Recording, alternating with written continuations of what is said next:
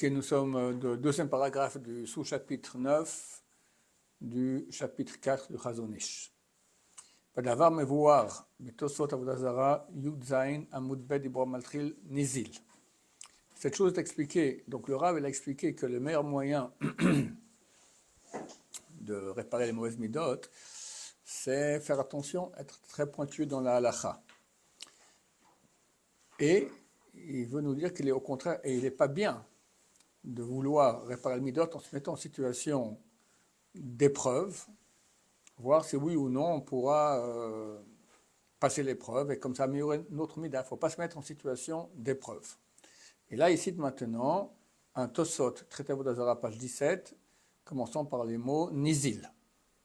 Alors de quoi il s'agit? La Gemara, elle raconte qu'il y avait deux rabbins qui devaient aller sur un chemin. Puis il y avait deux chemins. Un qui passait près d'un temple d'Avodah Zarah, une église, et l'autre qui passait près d'une maison de prostituées. Alors un, il dit, viens, on va passer par l'Avodah Zarah, parce que le Essara de l'Avodah Zarah a déjà été annulé à l'époque des Anshek Agdola, les juifs de la grande, les sages de la grande assemblée, ils ont annulé le Essara. Non, ils l'ont pas annulé, excusez-moi, celui des... il disait comme ça, viens, on va aller, on va égorger le Yetzerara de la Avodah Zarah. Et l'autre lui a dit non, viens, passons par la route qui passe près de la maison des prostituées pour au contraire se renforcer et tenir bon. Pour finir, ils ont décidé de passer par l'endroit des prostituées. Tosot dit, c'est une preuve comme quoi il faut s'éloigner le plus possible de maisons d'Avodah Zarah, de temples d'Avodah Zarah, parce qu'on n'a pas le droit d'aller passer par une maison de prostituées, d'accord? Ils l'ont fait parce que c'était moins grave que l'Avodah Zarah. Ok? C'est ce que le Rav il va citer maintenant les paroles du Tosot, chez quatre vous qui ont écrit, qu'il faut s'éloigner de la porte d'un temple d'Avodah Zarah, comme al-Devshar, tout ce qu'on peut. Parce qu'on voit qu'ils ont préféré passer près d'une maison de prostituées.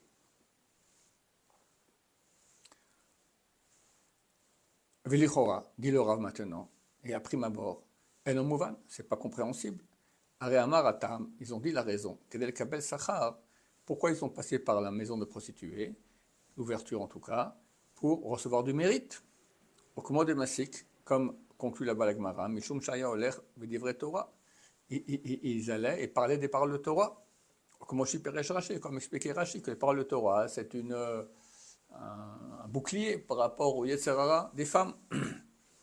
Donc eux, ils sont passés par là en disant, on va tuer la Torah, comme ça on aura du mérite qu'on n'a pas été tenté d'aller voir les prostituées. Alors le Rav pose la question, mais c'est pas... Comment Tosfot peut dire maintenant qu'on voit qu'il faut s'éloigner le plus possible de l'Avodah Zarah? On voit que la raison pour laquelle ils ne sont pas passés par l'Avodah Zarah et ils sont passés par les prostituées, c'est pour avoir plus de mérite. Pas parce qu'il faut s'éloigner de l'Avodah Zarah, comme dit le Tosfot. Et là, mais, dit le Chazon Ish, il explique la réponse à sa question. Je ne suis pas chut lahem les rabotenu. C'était évident à nos rabbins auteur des Tosfot, que sans l'interdiction qu'il y avait à aller près de la porte d'idolâtrie, il n'y a aucune autorisation de passer près de l'ouverture d'une maison de prostituées, de la mol benisayon, et de se mettre en situation d'épreuve. Même si on compte sur le mérite de la Torah. Ça veut dire là, c'était ou là ou là. Alors ils ont dit, bon, on ne va pas aller à Avodah Zarah, on va aller prostituer. Et amen, ce soit une preuve comme quoi il faut s'éloigner absolument d'Avodah Zarah plus que prostituer. Le Chazon Ish pose la question, mais on voit que la raison pour laquelle ils sont allés par les prostituées, ce n'est pas parce qu'ils voulaient fuir l'Avodah Zarah, c'est parce qu'ils voulaient se renforcer et avoir du mérite, qu'ils sont retenus ils sont retenus de faire des péchés. Répond Chazon Ish, non. C'est clair qu'il fallait fuir l'Avodah Zarah comme il te soit parce qu'il faut la fuir. Dès lors, ils n'avaient pas le choix, ce n'est que de passer par les prostituées. Mais aller comme ça, a priori, j'ai deux chemins, un propre, un prostitué, je n'ai pas le droit de passer dans prostituée, même avec le mérite de la Torah, etc.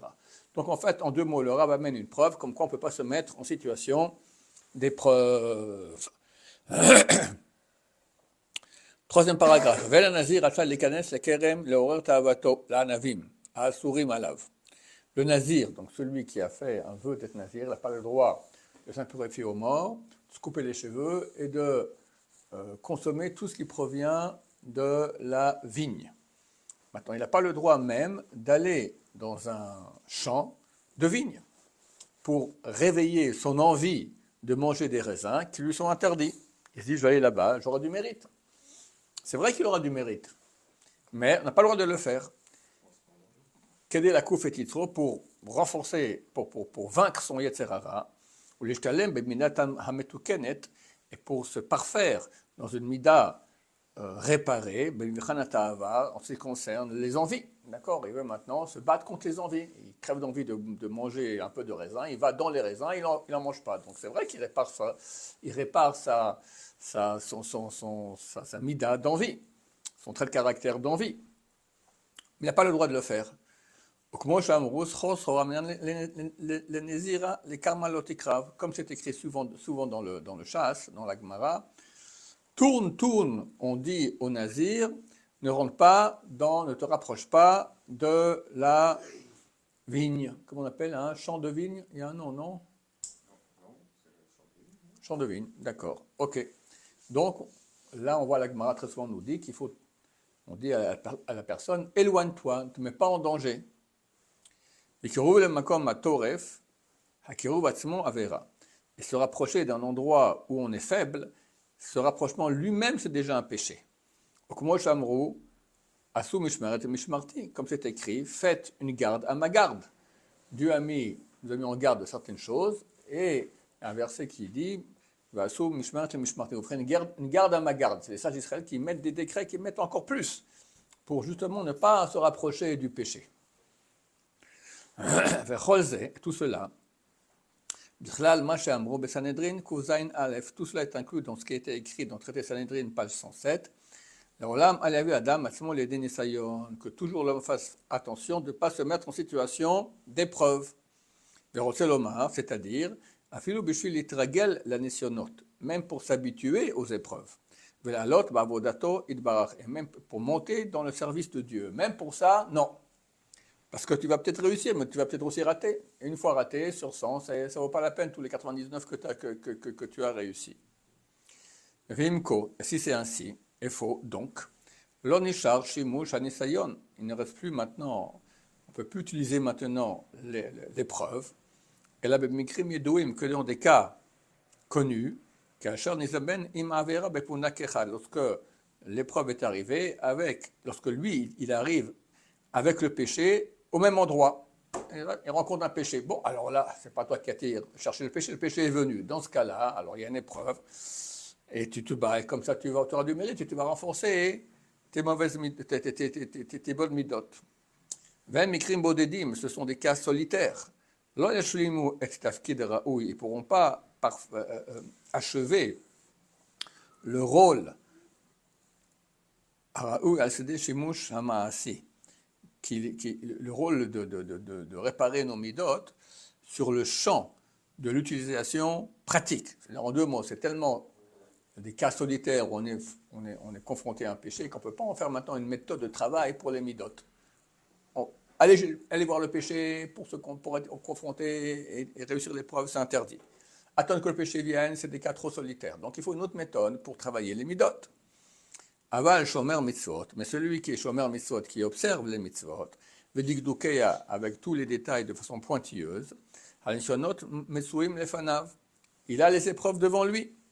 Umarachat tedirit netusha lefanav, et il a ici un combat continu placé devant lui. Benoach lo lit amen yafé, et là-bas il peut facilement s'entraîner. Pour énerver son Yetzeratov, son bon penchant, sur son mauvais penchant. C'est que toujours l'homme énerve son Yetzeratov contre Yetzerara. Quoi, tu veux me faire pécher? Jamais de la vie. Ouais, il faut... Alors là, il a un terrain, celui de garder, d'observer la halakha de façon pointilleuse. Forcément, il aura beaucoup d'épreuves. Ve'izamdut lefanav lenisayon habchina bechol sha'a. Il a l'occasion, dans ses épreuves, où il peut vérifier où il en est, à tout moment. Valiato betucha. Et le fait qu'il va monter, c'est certain. Vetikuno neeman, et le tikkun, la réparation de ces mauvaises midot, et neeman est digne de confiance. Ça veut dire c'est le bon chemin à prendre pour travailler les midot. Baruch Adonai, l'olam, amen, amen.